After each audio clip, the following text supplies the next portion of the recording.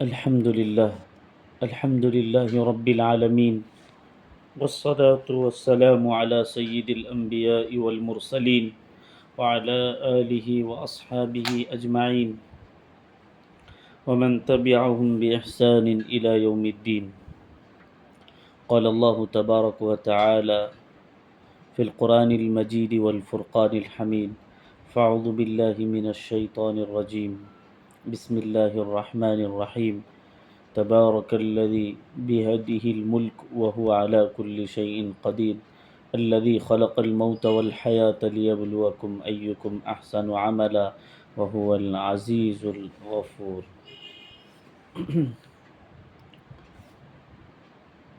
سب سے زیادہ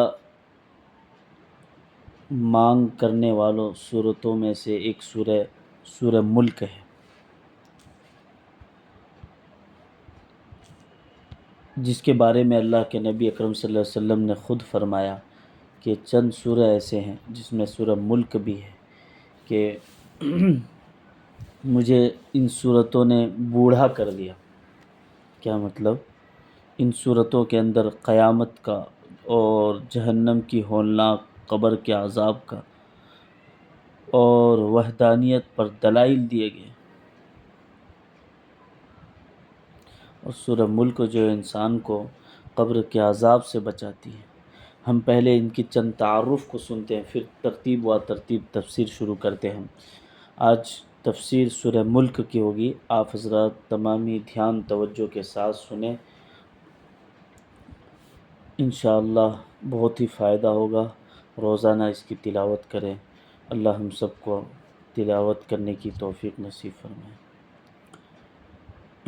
تعارف تو یہ ہے، قرآن کریم کے آخر تک زیادہ تر صورتیں جو تقریباً ان صورتوں کا مرکزی موضوع اسلام کی بنیادی عقائد، توحید، رسالت اور آخرت کا اثبات، جنت و دوزخ کے حالات اور اسلام کی تبلیغ کے لیے حضور نبی کریم صلی اللہ علیہ وسلم کو ہدایات اور تسلی دینا ہے.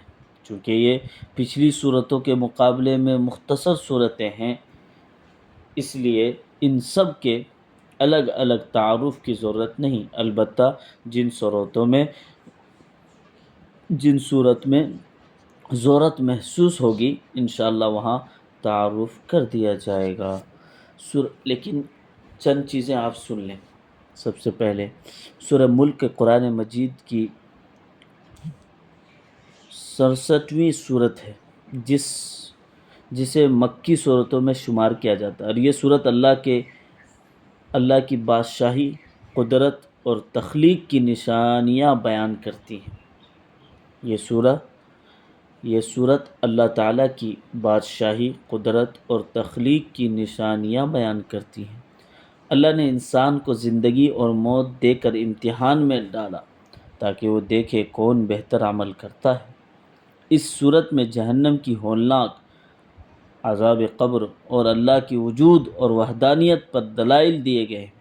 نبی علیہ السلام نے فرمایا سورۃ الملک انسان کو قبر کے عذاب سے بچاتی ہے. ترمذی اور نسائی میں یہ حدیث موجود ہے. یہ صورت ایمان اور تدبر اور عمل صالح کی دعوت دیتی ہے اور آخرت کی یاد دلاتی ہے.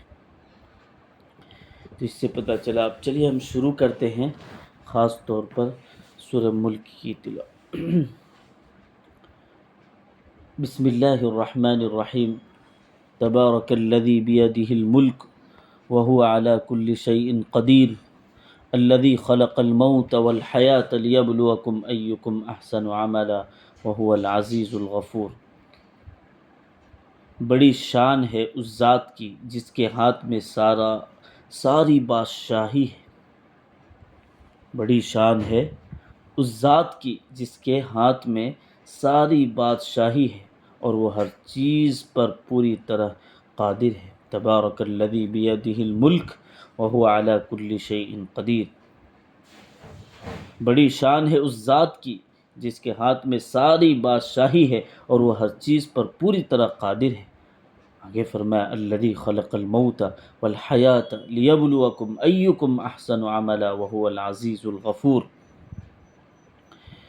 اللہ تعالیٰ فرماتے ہیں جس نے موت جس نے موت اور زندگی اس لیے پیدا کی تاکہ وہ تمہیں آزمائے تم میں سے کون عمل میں زیادہ بہتر ہے، اور وہی ہے جو مکمل اقتدار کا مالک اور بخشنے والا ہے۔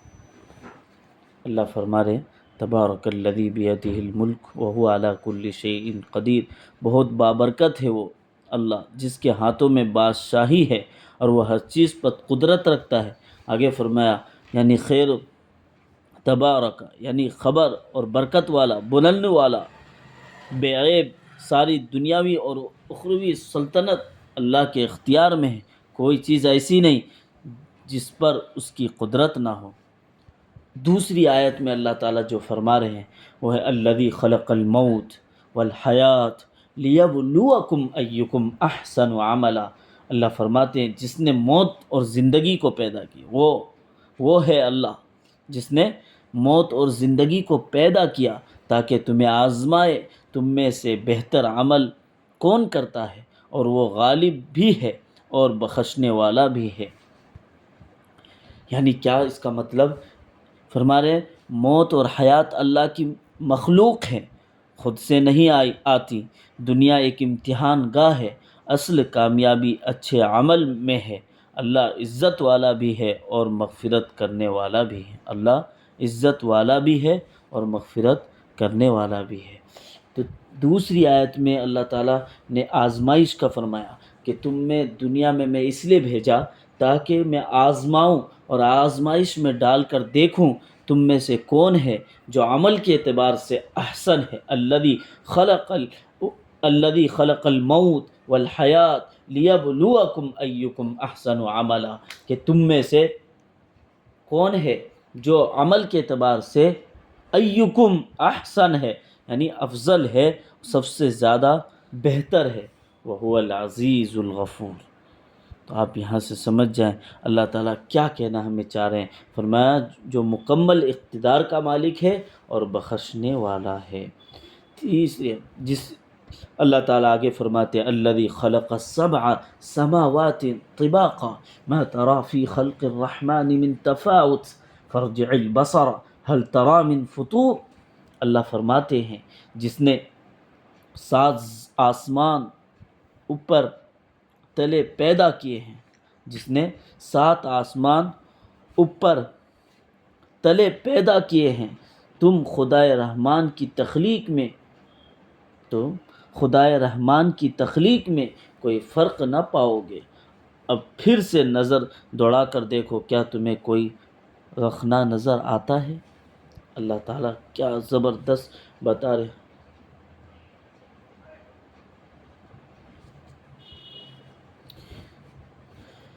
فرق کا مطلب یہاں ایک چیز نقطہ سمجھنے کی ہے کہ فرق نہیں پاؤ گے، یعنی فرق کا مطلب یہ اللہ تعالیٰ نے کائنات کی ہر چیز ایک خاص توازن اور ربط کے ساتھ پیدا فرمائی، اس میں کہیں غیر موازنیت نہیں کی۔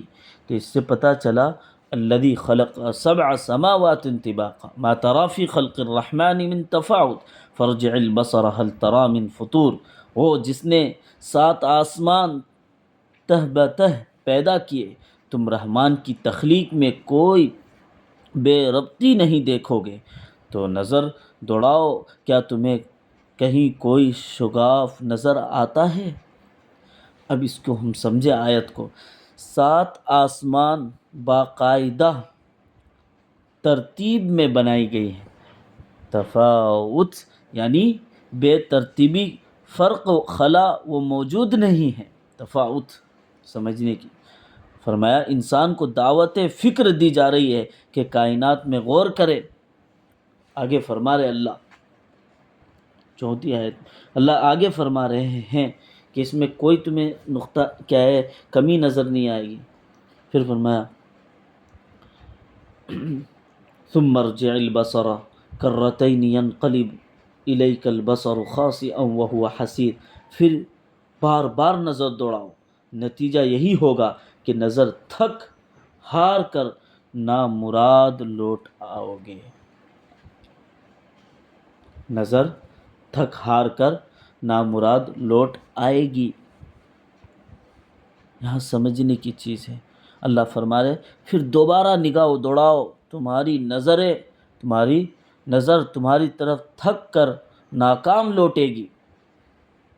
اب ظاہر سی بات ہے، ہم آسمان کی طرف دیکھ رہے ہیں، کیا ہماری آسمان ہمیں نظر آ رہا؟ حقیقت میں نہیں، ہمیں وہ بادل دکھ رہا ہے، اس کے اوپر ہے، پھر اس کے ساتھ آسمان اللہ نے بنایا۔ خلق 7 سماوات طباقا، دیکھو بالترتیب اللہ تعالیٰ نے بنائے۔ تو فرمایا کہ اللہ کی تخلیق میں کوئی نقص نہیں ہے، بار بار دیکھنے سے کوئی کمزوری نظر نہیں آئے گی، اسی کو کہتے ہیں نقص، اس میں کسی طرح کی کوئی کمی نہیں نظر آئے گی۔ خاسئاً، ناکام، ذلیل اور حسیر، تھکی ہاری نظر، یعنی انسان سوچنے پہ مجبور ہو سکتا ہے، یہ اللہ تعالیٰ نے کتنی جامع اور مضبوط چیزیں ہمیں اس میں بتائیں، غور کرنے کی چیزیں میرے عزیزو۔ اللہ فرما رہے آگے وَلَقَدْ كَذَّبَ الَّذِينَ مِن قَبْلِهِمْ فَكَيْفَ كَانَ نَكِيرٌ، نہیں ایک آیت اس کے بعد ہے وَلَقَدْ زَيَّنَّا السَّمَاءَ الدُّنْيَا بِمَصَابِيحَ وَجَعَلْنَاهَا رُجُومًا لِلشَّيَاطِينِ وَأَعْتَدْنَا لَهُمْ عَذَابَ السَّعِيرِ، کہ ہم نے قریب والے آسمان کو روشن چراغوں سے سجا رکھا ہے اور ان کو شیطان پر پتھر برسانے کا ذریعہ بھی بنایا ہے، اور ان کے لیے دہکتی آگ کا عذاب بھی تیار کر رکھا ہے۔ اللہ کیا فرما رہے؟ وَلَقَدْ زَيَّنَّا السَّمَاءَ الدُّنْيَا بِمَصَابِيحَ وَجَعَلْنَاهَا رُجُومًا لِلشَّيَاطِينِ وَأَعْتَدْنَا لَهُمْ عَذَابَ السَّعِيرِ، کہ ہم نے قریبی آسمان کو چراغوں سے، ستاروں سے مزین کیا ہے، انہیں شیطانوں پر مارنے کا ذریعہ بنایا، اور ہم ان کے لیے دہکتی آگ کا عذاب تیار کر رکھا ہے، ہم نے ان کے لیے دہکتی آگ کا عذاب تیار کر رکھا ہے۔ اب اس میں سمجھیے آیت میں تفسیر کیا ہے۔ آسمانی دنیا کو ستاروں سے سجایا اللہ نے، شیطان اگر آسمانی خبریں چرانے کی کوشش کرے تو ستارے مارے جاتے ہیں، ان کے لیے جہنم کا عذاب ہے۔ اب یہاں سمجھنے کی چیز ہے کہ چراغوں سے مراد ستارے اور اجرام فلکی ہیں جو رات کے وقت سجاوٹ کا بھی ذریعہ بنتے ہیں، ان سے شیطانوں کو مارنے کا کام بھی لیا جاتا ہے۔ شیطانوں کو مارنے کی تفصیل سورہ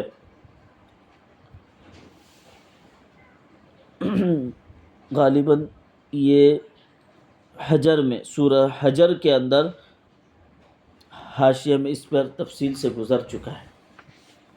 بہرحال وَلَقَدْ زَيَّنَّا السَّمَاءَ الدُّنْيَا بِمَصَابِيحَ وَجَعَلْنَاهَا رُجُومًا لِلشَّيَاطِينِ وَأَعْتَدْنَا لَهُمْ عَذَابَ السَّعِيرِ، اللہ آگے فرما رہے وَلِلَّذِينَ كَفَرُوا بِرَبِّهِمْ عَذَابُ جَهَنَّمَ وَبِئْسَ الْمَصِيرُ، اور یہ اللہ فرما رہے جن لوگوں نے اپنے پروردگار سے کفر کا معاملہ کیا ان کے لیے جہنم کا عذاب ہے، اور وہ بہت برا اور وہ بہت برا ٹھکانہ ہے۔ وبئس المصیر، بہت برا ٹھکانہ ہے ایسے لوگوں کے لیے جن لوگوں نے کفر کیا، جن لوگوں نے اپنے رب کا انکار کیا، ان کے لیے جہنم کا عذاب ہے اور وہ بہت برا ٹھکانہ ہے۔ کفر کرنے والوں کی سزا واضح ہے، بئس المصیر یعنی بدترین انجام، بئس المصیر یعنی بدترین انجام۔ تو اللہ تبارک و تعالیٰ نے فرمایا وبئس المصیر، کہ ان منکرین کافروں کے لیے جو سزا ہے وہ سزا یہی ہے جو بدترین انجام ہوگا ان کا۔ وَلِلَّذِينَ كَفَرُوا، وہ لوگ جن لوگوں نے کفر کیا، بِرَبِّهِمْ عَذَابُ جَهَنَّمَ، اللہ تعالیٰ ان کے لیے جہنم میں عذاب تیار کر رکھے ہیں۔ کیسا عذاب؟ وبئس المصیر، دردناک عذاب۔ آگے فرماتے ہیں اللہ تبارک و تعالیٰ اذا القوا فیہا سمعوا لہا شہیقا وہی تفور، جب اس میں ڈالا جائے گا، جب وہ اس میں ڈالے جائیں گے تو اس کے دہاڑنے کی آوازیں سنیں گے اور وہ جوش مارتی ہوگی۔ اس میں اللہ تعالیٰ یہ فرما رہے اذا القوا، جب انہیں ڈالا جائے گا اس میں، جب انہوں نے اس جہنم میں ڈالا جائے گا انہیں، تو وہ اس کی ہولناک آوازیں سنیں گے اور وہ غصے سے جوش مار رہے ہوگی۔ شہیقاً، گدھے کی، اچھا اب یہاں مفسرین نے تفسیر کیا اور بتایا شہیقاً یہ کیا چیز ہے، تو فرمایا کہ گدھے کی سی شدید چیخ خوفناک آواز ہوگی، کیونکہ بدترین ان انکر الاصوات لصوت الحمیر فرمایا، سب سے بدترین کس کی آواز ہوتی ہے؟ گدھے کی۔ تو یہیں اسی سے تعبیر کیا کہ چیخ اور خوفناک آواز ہوگی، اور تفور جوش مارتی ہوگی، جسے پانی ابلتا ہے، جب آپ پانی دیں گے گرم ہونے کے لیے آگ اور چولہے پر، تو پانی ابل کے اوپر بھاگتا ہے، تو ایسی تفور جوش مارتی ہوگی جیسے پانی ابلتا ہے۔ جہنم غصے اور شدت سے پھٹنے کو ہوگی اور ایک دہشتناک منظر ہوگا۔ تو اس سے پتہ یہ چلا کہ اذا القوا فیہا سمعوا لہا شہیقا وہی تفور، جب اس میں ڈالے جائیں گے تو اس کے دھاڑنے کی آواز سنیں گے اور جوش مارتی ہوگی۔ آگے اللہ فرماتے ہیں تکاد تمیز من الغیظ کلما القی فیہا فوج سألہم خزنتها الم یأتکم نذیر، جب فرمایا ایسا لگے گا انہیں، اس وقت ایسا لگے گا جیسے وہ غصے میں پھٹ پڑیں گے، غصے میں پھٹ پڑیں گے۔ جب بھی ان میں کافروں کا کوئی گروہ پھینکا جائے گا اس جہنم میں، تو اس کے محافظ ان سے پوچھیں گے کیا تمہارے پاس کوئی خبردار کرنے والا نہیں آیا تھا، کوئی ڈرانے والا نہیں آیا تھا؟ الم یأتکم نذیر، تمہیں کوئی ڈرانے والا نہیں آیا تھا؟ کیا کہا جائے گا؟ تکاد تمیز من الغیظ، اور وہ جہنم کے قریب غصے میں پھٹ پڑیں گے۔ کلما القی فوج فیہا فوج سألہم خزنتها الم یأتکم نذیر، جب بھی اس میں کوئی گروہ ڈالا جائے گا تو اس کے داروغہ فرشتے ان سے پوچھیں گے، کیا پوچھیں گے؟ کیا تمہارے پاس کوئی ڈرانے والا نہیں آیا تھا؟ اب وہ کہے گا، جہنم کی شدت غیظ کا ذکر ہے، جسے وہ بے قابو ہو جائے گا۔ الم یأتکم نذیر، فرشتوں کفار سے سوال کریں گے کیا تمہارے دنیا میں نبیوں، قرآن یا وعظ کے ذریعے خبر نہیں دی گئی تھی تمہیں؟ تکاد تمیز من الغیظ کلما القی فیہا فوج سألہم خزنتها الم یأتکم نذیر، تو کہنے لگیں گے قالوا بلا، وہ کہیں گے کیوں نہیں، قالوا بلا قد جاءنا نذیر فکذبنا وقلنا ما نزل اللہ من شیء انتم الا فی ضلال کبیر۔ جب ان سے کہا جائے گا، ایسا لگے گا جیسے وہ غصے میں پھٹ پڑیں گے، جب ان میں کافروں کا کوئی گروہ پھینکا جائے گا تو اس کے محافظ ان سے پوچھیں گے کیا تمہارے پاس کوئی خبردار کرنے والا نہیں آیا تھا، یعنی نبی اللہ کے پیغام دے کر دعوت۔ وہ کہیں گے ہاں بے شک ہمارے پاس تو خبردار کرنے والا آیا تھا، مگر ہم نے اسے جھٹلا دیا تھا، ہم اسے جھوٹا سمجھتے تھے اور ہم نے اسے جھٹلا دیا اور کہا اللہ نے کچھ نازل نہیں کیا، تمہاری حقیقت اس کے سوا کچھ نہیں ہے۔ کیا کہا؟ کچھ نہیں ہے تمہاری حقیقت، اور بڑی بھاری گمراہی میں پڑے ہوئے ہو۔ کیا کہہ رہے؟ ان انتم الا فی ضلال کبیر، کہ تم بڑے بھاری گمراہی میں ہو۔ الٹا ہی وہ سمجھانے لگے، کیا کہنے لگے کیوں نہیں، ہمارے پاس تو ڈرانے والا آیا تھا، لیکن ہم نے اسے جھٹلا دیا اور کہا اللہ نے کچھ بھی نازل نہیں کیا، اور تو ہم کھلی ہوئی گمراہی میں، اور تو کھلی ہوئی گمراہی میں ہے۔ اعتراف کریں گے کہ ڈرانے والا آیا تھا، لیکن ہم نے انکار کیا، ان کی ضد اور تکبر نے انہیں سچ قبول نہ کرنے دیا اور ان کی کتاب کو جھٹلا دیا۔ ضد اور تکبر نے انہیں سچ قبول کرنے نہ دیا اور وہ اللہ کی کتاب کو جھٹلا دیا۔ تو ایک وجہ یہ بھی بنتی ہے کہ انسان جب تکبر میں آتا ہے تو وہ اچھی اچھی چیزوں کا انکار کر دیتا ہے، اور انکار کر کے کیا کرتا ہے، اسے ماننے سے منع کر دیتا ہے۔ تو یہ اللہ تعالیٰ نے فرمایا کہ وہ بڑی ان انتم الا فی ضلال مبین، تمہاری حقیقت کیا ہے، تم سو بڑی گمراہی میں پڑے ہوئے ہو۔ اور آگے کہہ رہے ہیں وَقَالُوا لَوْ كُنَّا نَسْمَعُ أَوْ نَعْقِلُ مَا كُنَّا فِي أَصْحَابِ السَّعِيرِ، اور وہ کہیں گے کہ اگر ہم سن لیا کرتے اور سمجھ سے کام لیا کرتے تو آج دوزخ والوں میں شامل نہ ہوتے۔ اس وقت وہ کہیں گے، کیا کہیں گے؟ بہت اچھی چیز یہاں سمجھنے کے لیے فرمایا، وہ کہیں گے کہ ہم اگر سن لیتے اور سمجھتے ہوتے تو آج ہم دوزخیوں میں نہ ہوتے۔ خود ہی اپنے کوتاہیوں کا اعتراف کریں گے۔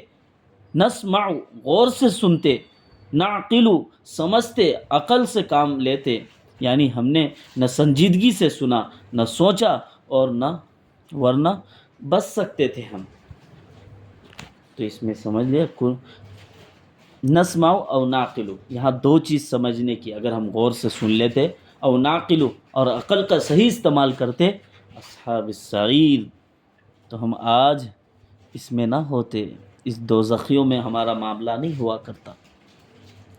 یہاں ایک چیز آیا، اس کو اچھی طریقے سے ہمیں سمجھنا چاہیے کہ اللہ تعالیٰ نے اس میں اس چیز کو بتا دیا کہ عقل کا استعمال ضرور کرنا ہے۔ عقل بھی ہمیں بہت کچھ سمجھاتی ہے، اللہ کی قدرت پر غور کرنے سے ہماری عقل صحیح کام کرتی ہے، سمجھ جاتی کیا حقیقت ہے۔ آگے اللہ فرماتے ہیں فَاعْتَرَفُوا بِذَنبِهِمْ فَسُحْقًا لِّأَصْحَابِ السَّعِيرِ، اس طرح وہ اپنے گناہوں کا خود اعتراف کر لیں گے، اور غرض پھٹکار ہے دوزخ والوں پر۔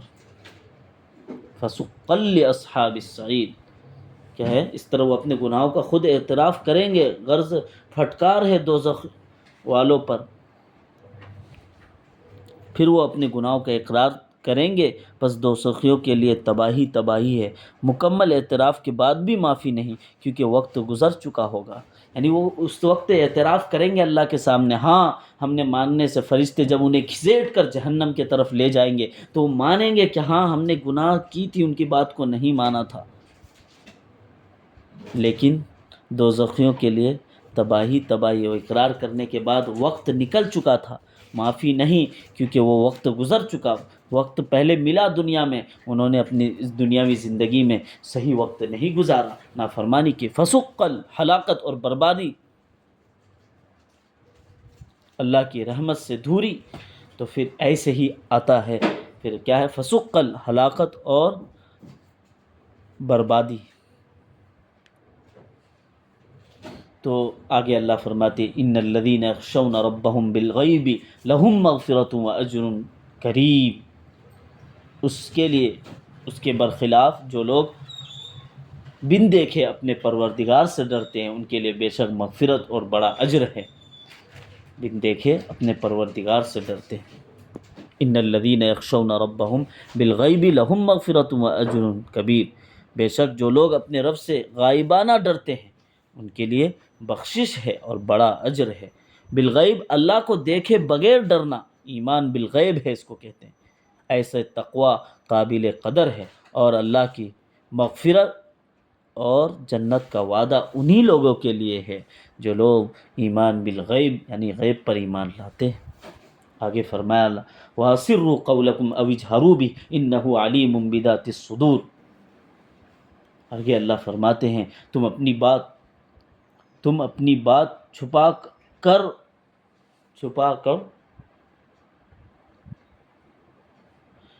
اللہ تعالیٰ اس میں بہت اہم چیز بتا رہے ہیں، کیا فرمایا وَأَسِرُّوا قَوْلَكُمْ أَوِ اجْهَرُوا بِهِ، تم اپنی بات چھپا کر کرو یا زور سے کرو، سب اس کے علم میں ہے، کیونکہ وہ دلوں تک کی باتوں کا پورا علم رکھنے والا ہے۔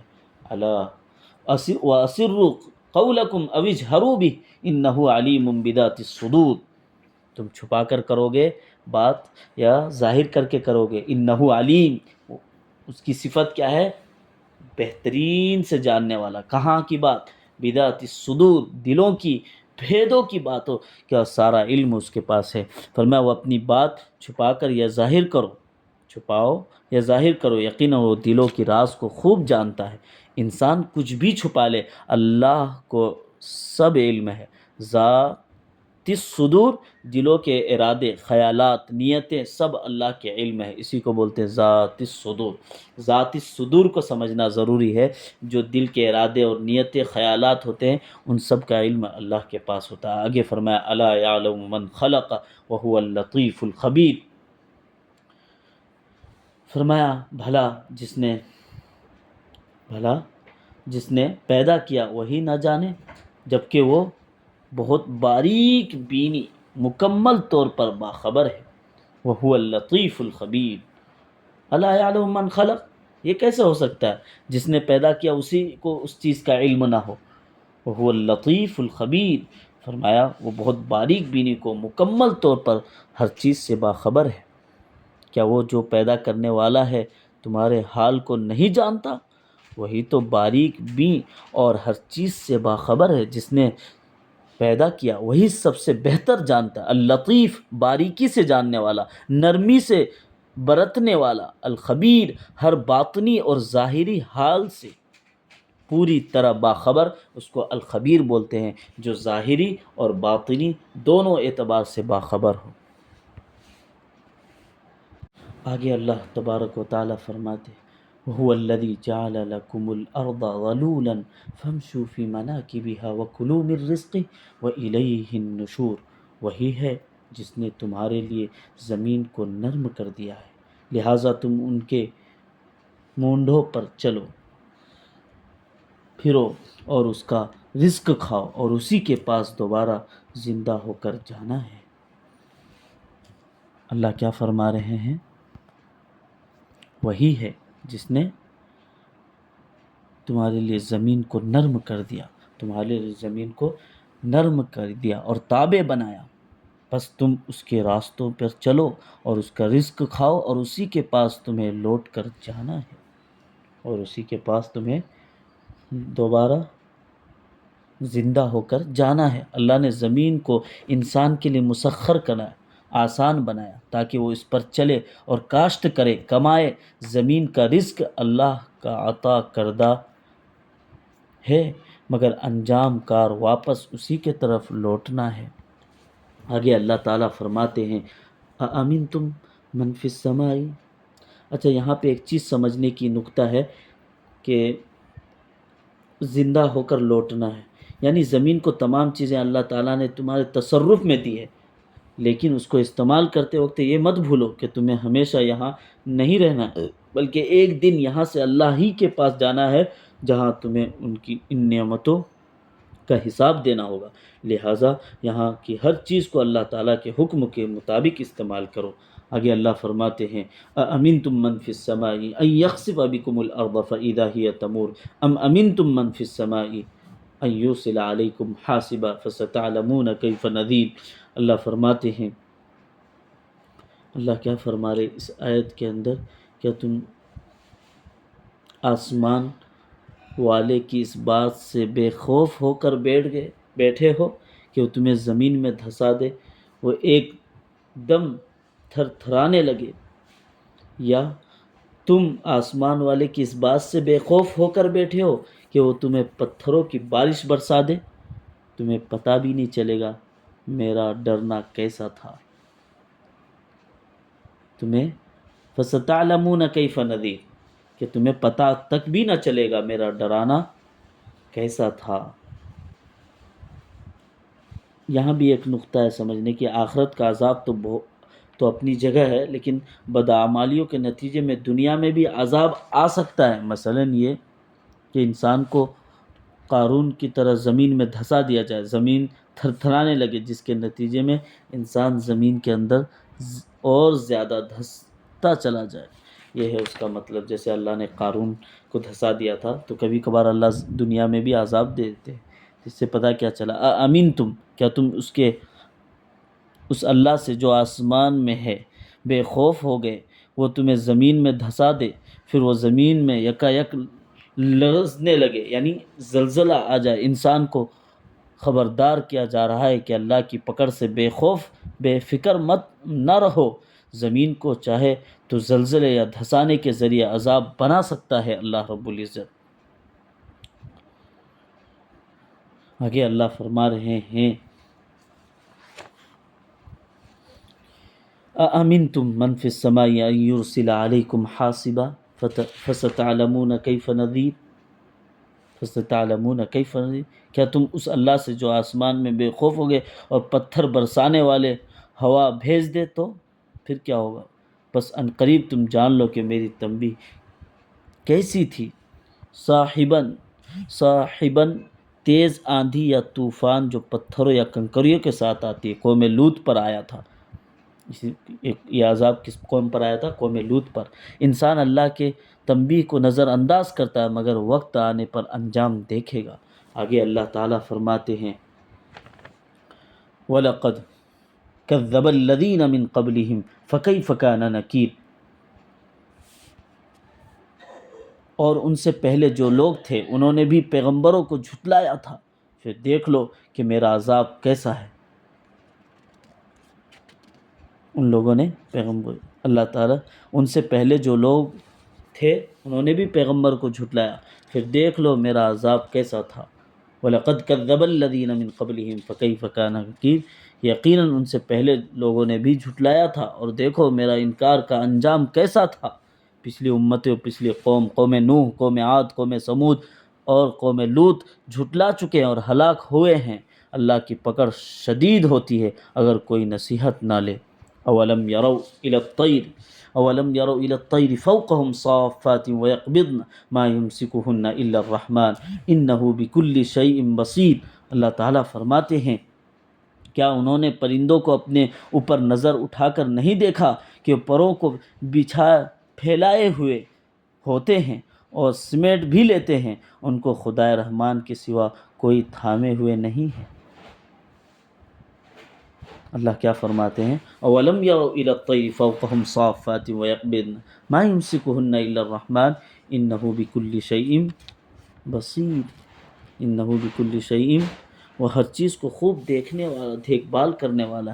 کیا انہوں نے اپنے اوپر پرندوں کو نہیں دیکھا جو بازو پھیلائے اڑتے ہیں اور کبھی سمیٹ بھی لیتے ہیں، انہیں فضا میں کوئی نہیں تھامے رکھتا سوائے رحمان کے، یقیناً وہ ہر چیز کو دیکھنے والا ہے۔ پرندوں کی پرواز میں اللہ کی قدرت کی نشانیاں ہیں، وہ کیسے آسمان میں بغیر کسی سہارے کے اڑتے ہیں، یہ سب اللہ کی حکم سے ہے۔ انہ بکل شیء بصیر، وہ ہر چیز پر نظر رکھتا ہے، اس کی نظر ہر چیز پر رہتی ہے۔ آگے اللہ تعالیٰ فرما رہے ہیں امن ھذا الذی ھو جند لکم ینصرکم من دون الرحمن ان الکافرون الا فی غرور، بھلا خدائے رحمان کے سوا کون ہے جو تمہارا لشکر بن کر تمہاری مدد کرے؟ کیا فرمایا؟ امن ھذا الذی، کون ہے وہ جو اللہ کے رحمان کے سوا تمہاری مدد کے لیے لشکر بن کر آئے گا؟ کافر ہو تو دھوکے ہی میں پڑے ہوں گے، کافر لوگ جو ہوں گے وہ دھوکے ہی میں تو پڑے ہوئے ہوں گے، اللہ کے سوا کوئی مددگار نہیں۔ کافر اپنی دنیاوی اسباب پر بھروسہ کرتے ہیں جو محض فریب ہے۔ محض کیا ہے؟ فریب ہے۔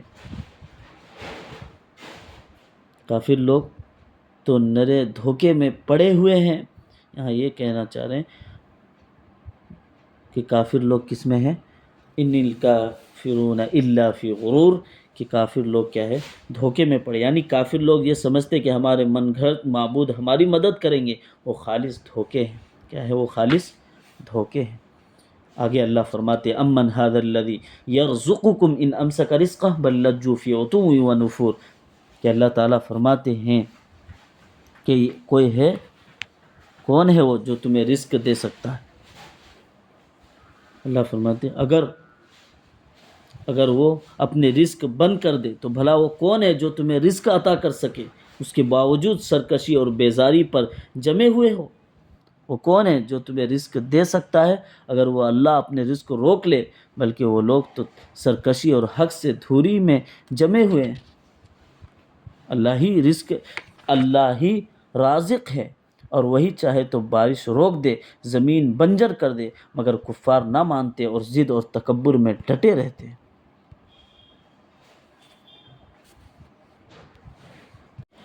آگے اللہ رب العزت ارشاد فرماتے ہیں، افمن یمشی مکبا علی وجہہ اہدی ام من یمشی سویا علی صراط مستقیم۔ اللہ تعالیٰ کا ارشاد ہے، بھلا جو شخص اپنے منہ کے بل اوندھا چل رہا ہو وہ منزل تک زیادہ پہنچنے والا ہوگا یا وہ جو ایک سیدھا راستے پر چل رہا ہو؟ یعنی تو وہ کون ہے؟ فرمایا اللہ رب العزت کا ارشاد ہے، افمن یمشی، تو وہ کیا ہے، وہ جو منہ کے بل چلتا ہے زیادہ ہدایت یافتہ ہے یا وہ جو سیدھا راستہ چلتا ہے؟ کیا مطلب اس کا؟ یہاں کافر کو اس شخص سے تشبیہ دی گئی جو منہ کے بل اوندھا ہو کر چلتا ہے، اور مومن وہ ہے جو سیدھا راستہ پر سمجھ کے ساتھ اللہ کی ہدایت کے مطابق چلتا ہے۔ مطلب ہدایت صرف اللہ کی دی ہوئی روشنی سے ہی حاصل ہو سکتی ہے، ہدایت صرف اللہ کی دی ہوئی روشنی ہی سے ہو سکتی ہے۔ اعلیٰ صراط مستقیم، کیا فرمایا کہ بھلا وہ شخص جو اپنے منہ کے بل اوندھا چل رہا اور وہ منزل تک زیادہ پہنچنے والا ہوگا یا وہ ایک جو سیدھا راستے پر چل رہا؟ کہہ دو کہ وہی ہے جس نے تمہیں پیدا کیا۔ کہہ دیجئے قل هو الذی انشأکم وجعل لکم السمع والابصار والافئدہ قلیلا ما تشکرون۔ کہہ دو وہی ہے جس نے تمہیں پیدا کیا، وہی تمہارے کان اور آنکھیں دل دماغ بنائے۔ کہہ دو وہی ہے جس نے تمہیں پیدا کیا، وہی تمہارے لیے کان اور آنکھیں اور دل بنائے۔ وہی ہے جس نے تمہیں پیدا کیا اور تمہارے لیے کان، آنکھیں اور دل بنائے، مگر تم بہت کم شکر ادا کرتے ہو، تم بہت کم شکر ادا کرتے ہو۔ کہہ دو وہی ہے جس نے تمہیں پیدا کیا اور تمہارے لیے کان اور آنکھیں اور دل بنائے، مگر وہی ہے جو تم شکر تھوڑا ہی کرتے ہو۔ اللہ کیا فرما رہے اس میں؟ وہی ہے جس نے تمہیں پیدا کیا اور تمہارے کان، آنکھیں اور دل بنائے، مگر تم بہت کم شکر ادا کرتے ہو۔ یعنی انسان کو اللہ نے پیدا کیا، اسے سننے اور دیکھنے اور سوچنے کی صلاحیت دی، لیکن زیادہ تر انسان ان نعمتوں کا غلط استعمال کرتے ہیں اور شکر نہیں کرتے۔ آگے اللہ تعالیٰ نے فرمایا قل هو الذی ذرأکم فی الارض والیہ تحشرون۔ فرمایا کہ کہہ دو کہ وہی جس نے تمہیں زمین میں پھیلایا اور اسی کے پاس تمہیں اکٹھا کر کے لے جائے گا۔ فرمایا کہہ دو وہی جس نے تمہیں زمین میں پھیلایا اور اسی کے طرف تم جمع کیے جاؤ گے، اسی کی طرف، یعنی اللہ نے انسانوں کو زمین پر آباد کیا، لیکن آخر کا سب کو قیامت کے دن اس کے سامنے حاضر ہونا ہے، سب کو حاضر ہونا ہے۔ علیہ اللہ فرماتے وَيَقُولُونَ مَتَى هَذَا الْوَعْدُ إِن كُنتُمْ صَادِقِينَ، اور یہ لوگ کہتے ہیں کہ تم سچے ہو تو بتاؤ کہ یہ وعدہ کب پورا ہوگا۔ کیا کہتے ہیں؟ وَيَقُولُونَ مَتَى هَذَا الْوَعْدُ إِن كُنتُمْ صَادِقِينَ، وَيَقُولُونَ مَتَى هَذَا الْوَعْدُ إِن كُنتُمْ صَادِقِينَ۔ فرمایا کہہ دو یہی وہ لوگ کہتے ہیں کہ اگر تم سچے ہو تو بتاؤ یہ وعدہ کب پورا ہوگا۔ کافر لوگ بار بار آخرت کا مذاق اڑاتے ہوئے کہتے تھے آخرت کا عذاب برحق ہے تو اس میں دیر کیوں ہو رہی ہے، ابھی کیوں نہیں آ جاتا، اس طریقے سے کہتے تھے۔ وَيَقُولُونَ مَتَى هَذَا الْوَعْدُ إِن كُنتُمْ صَادِقِينَ۔ آگے فرمایا اللہ رب العزت نے قُلْ إِنَّمَا الْعِلْمُ عِندَ اللَّهِ وَإِنَّمَا أَنَا نَذِيرٌ مُبِينٌ۔ قُلْ إِنَّمَا الْعِلْمُ عِندَ اللَّهِ، یہاں ایک چیز اور سمجھنے کا ہے نا، کافر کی تو عادت تھی یہی کہ وہ مذاق اڑایا کرتے تھے اور انکار کرتے تھے، پھر آگے فرمایا اس کے بعد قُلْ إِنَّمَا الْعِلْمُ عِندَ اللَّهِ وَإِنَّمَا أَنَا نَذِيرٌ مُبِينٌ، کہ کہہ دو کہ علم تو صرف اللہ کے پاس ہے اور میں تو بس صاف صاف طریقوں پر خبردار کرنے والا ہوں۔ کیا کرنے والا؟ کہہ دو اس کا علم تو صرف اللہ ہی کے پاس ہے اور میں تو صرف صاف صاف خبردار کرنے والا ہوں۔ نبی علیہ السلام کی ذمہ داری صرف پہنچانا اور خبردار کرنا ہے، وقت اللہ کے اختیار میں ہے۔ آگے اللہ فرماتے ہیں فَلَمَّا رَأَوْهُ زُلْفَةً سِیئَتْ وُجُوهُ الَّذِینَ كَفَرُوا وَقِیلَ هَذَا الَّذِی کُنْتُم بِهِ تَدَّعُونَ۔ اللہ تعالیٰ کا ارشاد ہے کہ پھر جب وہ اس قیامت کے عذاب کو پاس آتا دیکھ لیں گے تو کافروں کے چہرے بگڑ جائیں گے اور کہا جائے گا کہ یہ ہے وہ چیز جو تم مانگا کرتے تھے۔ پھر جب وہ عذاب یا قیامت کے ان قریب آ جائے گا تو کافروں کے چہرے بگڑ جائیں گے اور کہا جائے گا یہی ہے وہ جس کو تم مانتے تھے اور انکار کرتے تھے۔ قیامت یا عذاب یہی ہے وہ تم کو تم ماننے سے انکار کرتے تھے۔ جب قیامت یا عذاب قریب آتا ہے تو کافروں کی ندامت اور پچھتاوا ظاہر ہوتا ہے، مگر اس وقت کچھ بھی نہیں بدلے گا، یعنی کوئی تبدیلی نہیں ہوگی۔ جو کر دیا سو کر دیا، جو تبدیلی ہو گئی سو وہ تبدیلی ہو گئی۔ بہرحال یہ موقع تھا، یہ چانس تھا ابھی، لیکن نہ ماننے پر آگے اللہ تعالیٰ نے فرمایا فَلَمَّا رَأَوْهُ زُلْفَةً سِیئَتْ وُجُوهُ الَّذِینَ كَفَرُوا وَقِیلَ هَذَا الَّذِی کُنْتُم بِهِ تَدَّعُونَ۔ کیا فرمایا؟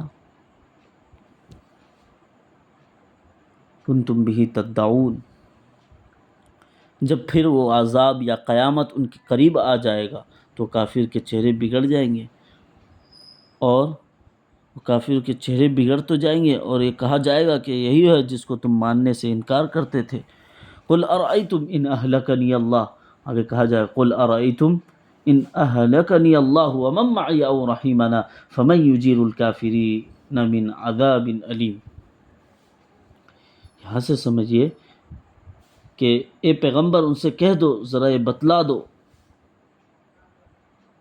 کہ چاہے اللہ مجھے اور میرے ساتھیوں کو ہلاک کر دے اور ہم پر رحم فرما دے، دونوں صورتوں میں کافروں کو دردناک عذاب سے کون بچائے گا؟ کافر لوگ بار بار آخرت کی مذاق اڑاتے تھے، تو کون بچائے گا انہیں؟ فَمَن يُجِيرُ الْكَافِرِينَ مِنْ عَذَابٍ أَلِيمٍ۔ یعنی کافر لوگ جو تھے نا، آگے کی آیت سے بتا رہے فَلَمَّا رَأَوْهُ زُلْفَةً، کفار نبی علیہ السلام کے انجام پر اعتراض کرتے تھے اور جواب دیا کہ انہیں نبی اور مومن فنا بھی ہو جائے تب بھی کافر کو کون بچائے گا؟ تو آگے اللہ تعالیٰ نے فرمایا قُلْ هُوَ الرَّحْمَنُ آمَنَّا بِهِ وَعَلَيْهِ تَوَكَّلْنَا فَسَتَعْلَمُونَ مَنْ هُوَ فِي ضَلَالٍ مُبِينٍ۔ پہلے اس چیز کو ہمیں سمجھ لینا ہے۔ اے پیغمبر ان سے کہو کہ ذرا یہ بتلاؤ، چاہے اللہ مجھے اور میرے ساتھیوں کو ہلاک کر دے یا ہم پر رحم فرما، دونوں صورتوں میں کافروں کو دردناک عذاب سے کون بچائے گا؟ یہ کہہ دو کہ وہ رحمان ہے، ہم اس پر ایمان لائے ہیں، ہم نے اسی پر بھروسہ کیا ہے، چنانچہ ان قریب تمہیں پتہ چل جائے گا کون ہے جو کھلی گمراہی میں مبتلا ہے۔ کیونکہ ابھی پچھلے آیتوں میں ہم نے سنا تھا وہ خود کہتے تھے کہ تم ہی گمراہی میں، یعنی کافر لوگ کہتے تھے تم گمراہ میں، لیکن ان قریب معلوم ہو جائے گا کون گمراہی میں ہے۔ فی ضلال قل هو الرحمن آمنا به، کہہ دو کہ وہ رحمان ہے جو جس پر ہم ایمان لائے اور اسی پر ہم نے بھروسہ کیا، ان قریب تم جانو لوگے کہ کون کھلی ہوئی گمراہی میں، یعنی اہل ایمان اللہ رحمان پر ایمان اور توکل رکھتے ہیں، کفار جلد جان لیں گے کہ اصل میں گمراہی میں کون تھا۔ آگے فرمایا قل ارأیتم ان اصبح ماؤکم غورا فمن یأتیکم بماء معین، کہ کہہ دو ذرا سوچو اگر تمہاری پانی زمین میں دھسا دیا جائے تو کون ہے جو تمہیں صاف پانی لا کر دے سکتا ہے؟ کیا کہہ رہے ہیں؟ بہت زبردست اللہ تعالیٰ کہہ دو رحمان جس پر ایمان لائے اور ہم نے اسی پر بھروسہ کیا۔ اور پھر آگے کیا فرمایا؟ کہہ دو کہ ذرا بتلاؤ کہ اگر صبح تمہاری پانی نیچے کو اتر جائے، غائب ہو جائے، تو کون ہے جو تمہیں چشمے سے ابلتا ہوا پانی کون؟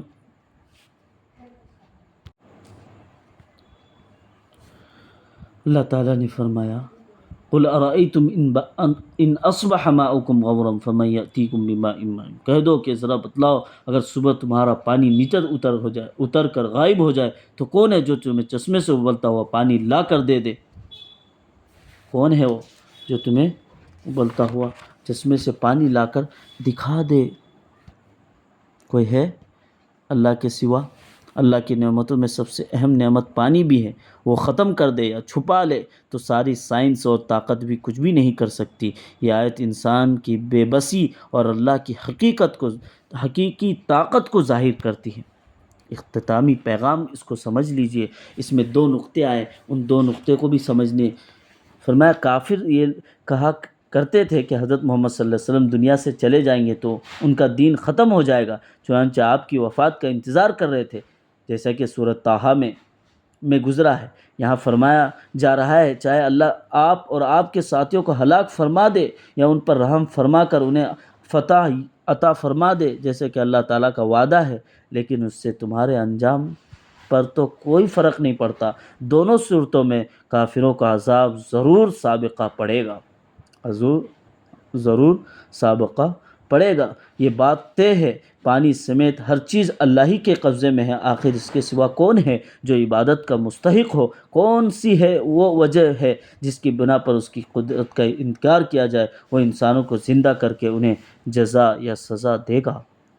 تو یہ سورہ ملک تھا جس کی تفسیر اور تشریح ہم نے پیش کی ہے۔ اس کا اختتامی پیغام پر ہم اس مجلس کو اختتام کرتے ہیں۔ اللہ تعالیٰ اس کا خلاصہ بیان کرتے ہیں، ہدایت پر چلنے والا اور گمراہ پر چلنے والا برابر نہیں ہو سکتے۔ ہدایت پر چلنے والا گمراہ برابر نہیں ہو سکتے۔ انسان کی سمع اور بصر، دل سب اللہ کے عطا کردہ نعمتیں ہیں، مگر ہم کم شکر کرتے ہیں۔ قیامت اور عذاب سے پہلے توبہ کا دروازہ کھلا ہے، سب کچھ اللہ کے قبضے میں، ہدایت، رزق، موت، پانی، انجام۔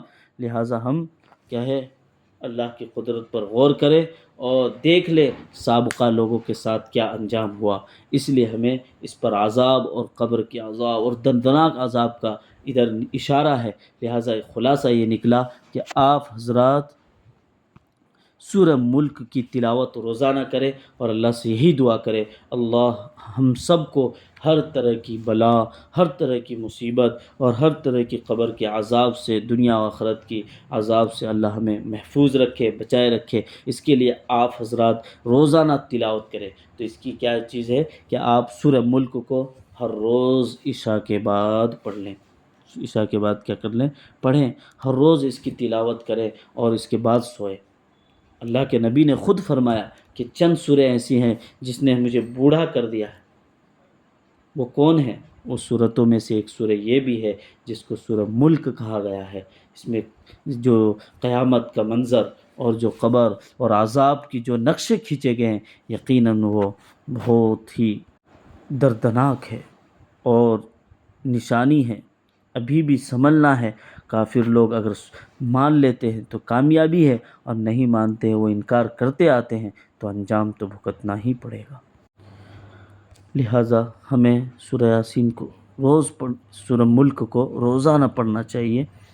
قبر کے عذاب سے نجات کے اللہ کے نبی نے فرمایا سورہ ملک قبر میں اپنے پڑھنے والوں کی شفاعت کرے گی، یہی ہے اسے بخش دیا جائے گا۔ ترمذی میں حدیث ہے، حسن صحیح حدیث سے، جو شخص سورہ ملک کو پابندی سے پڑھتا ہے وہ قبر کے عذاب سے محفوظ رہے گا انشاءاللہ تبارک و تعالی۔ روزانہ رات کو پڑھنے کی ترغیب نبی علیہ السلام کے بارے میں حضرت جابر بن عبداللہ رضی اللہ تعالیٰ عنہ فرماتے ہیں رسول اللہ صلی اللہ علیہ وسلم سورہ سجدہ، سورہ ملک کو سونے سے پہلے ضرور پڑھا کرتے تھے۔ ترمذی میں حدیث موجود ہے، یعنی یہ سورہ سونے سے پہلے پڑھنا سنت رسول بھی ہے۔ دل میں عظمت، اللہ کا خوف اور ڈر پیدا ہو جاتا ہے، انسان گناہوں سے بچ کر اعمال صالح کی طرف آتا ہے۔ لہٰذا ان سورتوں کو اہتمام کے ساتھ پڑھنا چاہیے۔ بہت سے لوگوں نے کہا تھا کہ اس کی تفسیر چاہیے، میں نے آپ کو ترجمہ اور سادہ انداز میں تفسیر پیش کر دیا۔ آپ اس سورتوں کو پڑھیے، سنیے، سمجھیے، دوسروں کو شیئر کیجیے اور خوب پھیلائیے زیادہ سے زیادہ لوگوں تک، اور خود بھی سنیے دوسروں کو بھی سنائیے، خود بھی عمل کیجیے، دوسروں کو بھی عمل کی ترغیب دعوت دیجیے۔ اللہ سے دعا ہے کہ اللہ تعالیٰ مجھے اور آپ کو سننے، سمجھنے اور قرآن پر تدبر، تفکر کرنے اور تفسیر قرآن، معانی قرآن کو سمجھ کر عمل کرنے کی توفیق نصیب فرمائے۔ وما علینا الا البلاغ المبین۔